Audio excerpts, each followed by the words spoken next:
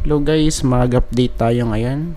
It's Monday kaya panibagong video. Ayan, bali 2 videos ano. So ito yung una about top trending, tapos yung susunod about stock update lang. And kapon ala po tayo upload kasi medyo busy. So ngayon, mag-start na tayo guys. And of course, don't forget to subscribe sa ating channel. Ayan. Dito, okay, trending. Check natin guys. Medyo maganda na ngayon yung boses ko. Ayan. Hindi katulad ng last week talagang sumasabit.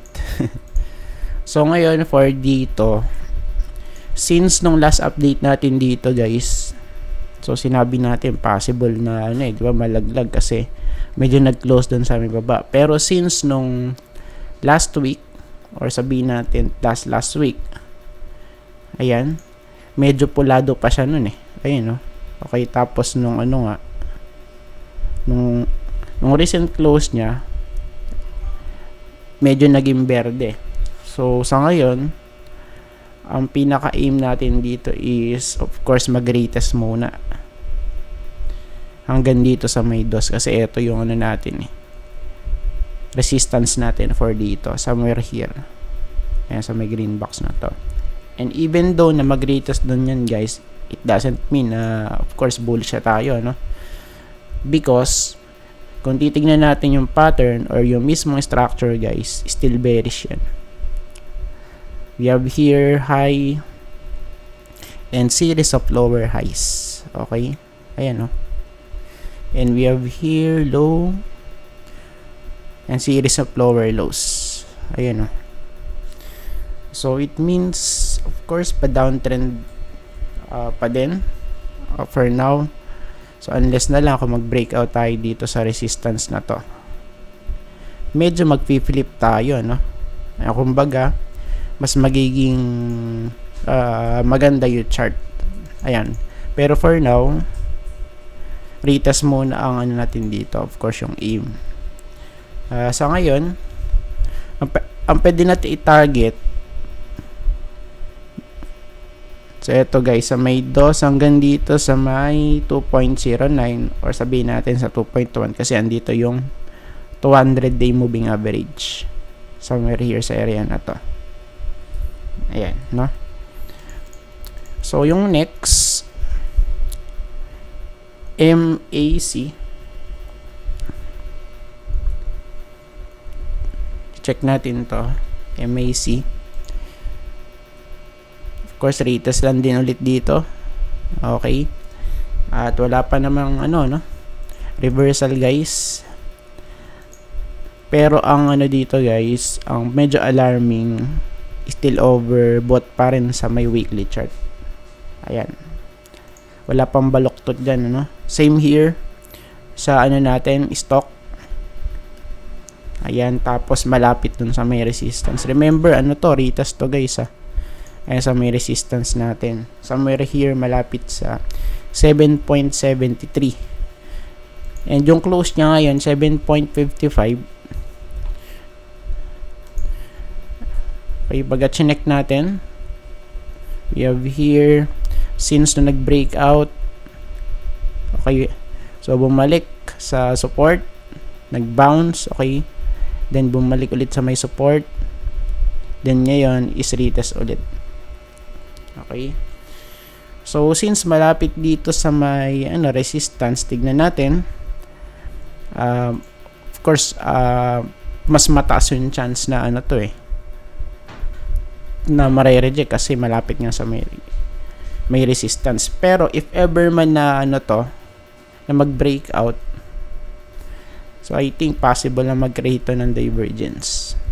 Ayan, since hindi pa naman overbought dito sa daily chart. Okay, so pwedeng masustain sa sa weekly chart even though na overbought. Ayan, so yung dito ang bullish play kung magbe-breakout. Ayan, pero kung hindi, medyo delicate since malapit nga sa may resistance. MRC. Next po natin. Sa weekly chart, medyo maganda. Medyo na-sustain pero wala pang breakout kasi rito eh. Ayan. So dito guys, pwede tayong mag-adjust ng konti ano.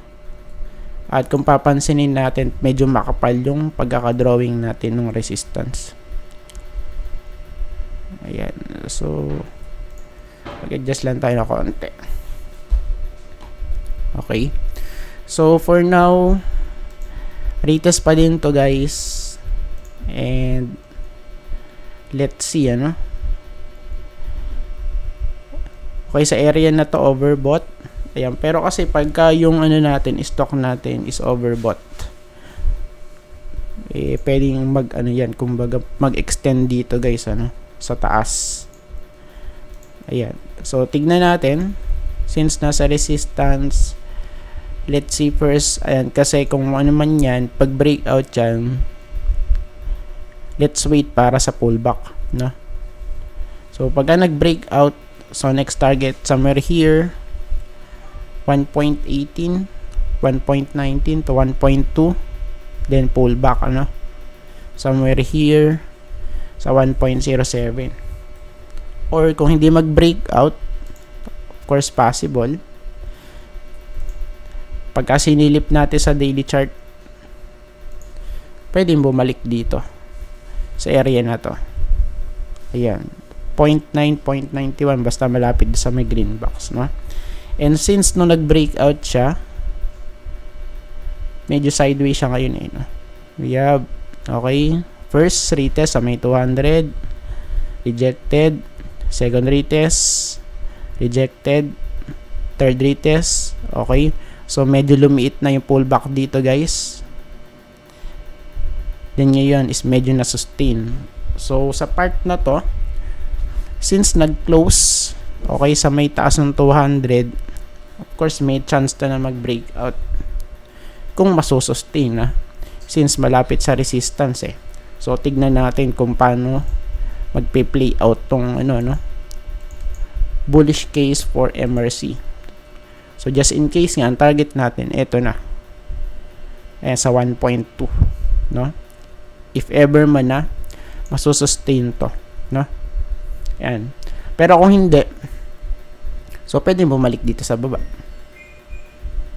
Ayan, sa 0.9, or kung mag-a-add tayo ng support, eto malapit sa may 200-day moving average, malapit sa 0.99. Ayan. Next natin, MRC Converge.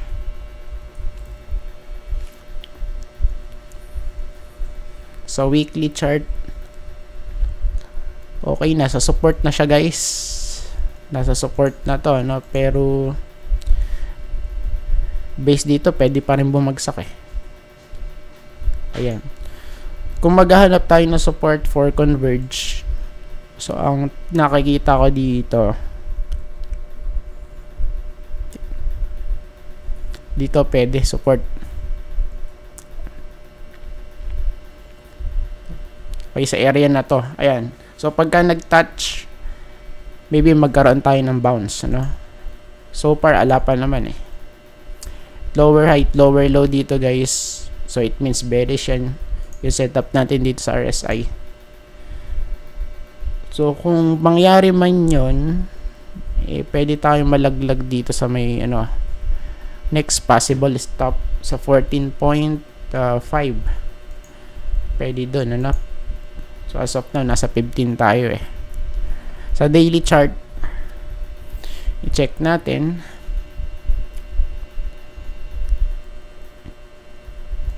O yan, kasi dito medyo alanganin pa yun. So pwede pa tong, of course, bumagsak, no? So pwede pa tong bumagsak.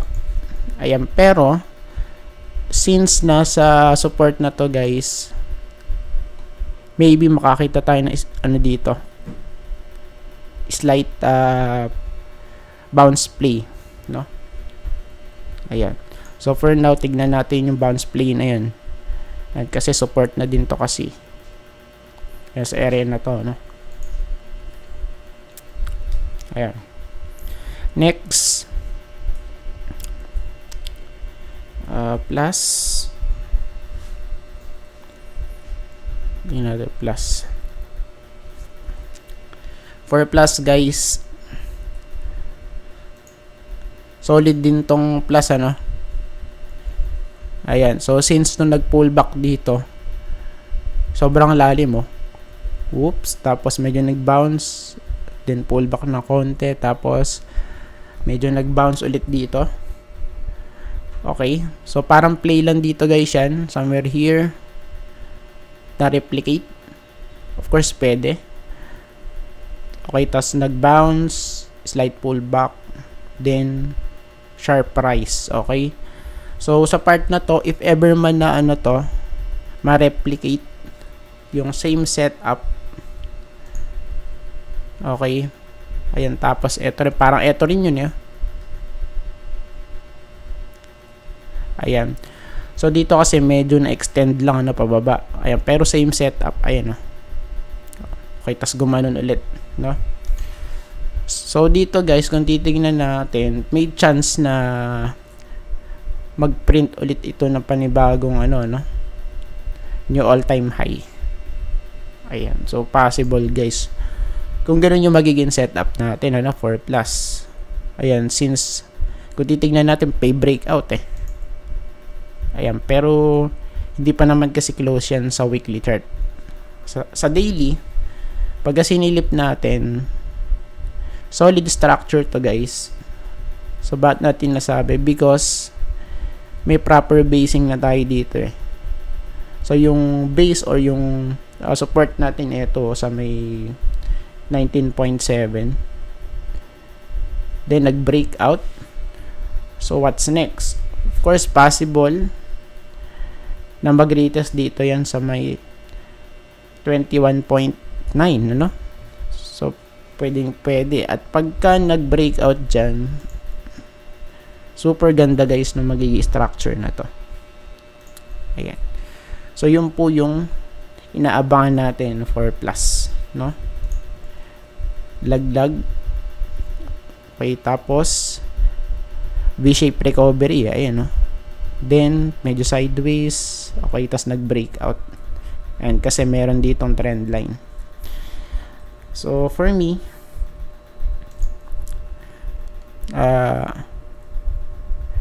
much better kung mag-breakout muna dito. So saan? So dito guys, pagka nag-breakout, okay, tapos nag-pull back, at pagka nag-hold, so I think mas magandang entry to. Ayan, pero kung babalik sa may support at mag-hold, so of course mas discounted. So yun nga lang yung risk, mas malaki kasi wala pa tayong dito confirmation, yung pattern natin ito ayan, so para siyang cup and handle pattern. Ayan, so kung dito malaglag, medyo pa yan, kumbaga delicates pa, ayan. So tingnan na lang natin kung ano mangyayari dito sa chart 4 plus, ayan. Then next, so English opinion ko dun 4 plus. For BDO, okay, nalaglag ulit. So medyo ba to? Medyo off by pagkalaglag. So I think hindi naman medyo off, kasi kung titingnan natin, still nasa pa rin, horizontal support, diba? So nag-breakout, nag-pull back, of course throwback to, and once na mag-hold dyan, bullish, ayan. Pero pagka nalaglag, medyo yung tagilid, ayan. So sa ngayon, ang natin, ang bullish case, supposed to be that mag-hold dito sa may area, sa may loob ng green box, kasi support yan sa horizontal, And overall, so ito yung structure niya. Okay. So dito medyo naging off pa nga yung yung trend line At siya, kumbaga nag-create ng panibagong trend line dito. So tingnan natin kung mag-hold dun sa may support. Sa daily chart, kung papansinin natin, oversold na, yes. May chance na magkakaroon to ng bounce play, guys. Even though na hindi pa siya oversold dito sa RSI. Pwedeng ganun kasi nasa support na, Ayan, So, siguro, if ever man na malaglag pa to, maybe pwedeng dito yung pag-retest sa may 200 day malapit sa 148, then magkaroon ng bounce, if ever man. So pwedeng ganun yung maging setup dito. Ayan. So I think tapos na tayo guys sa first video, tapos ituloy na natin sa may second video,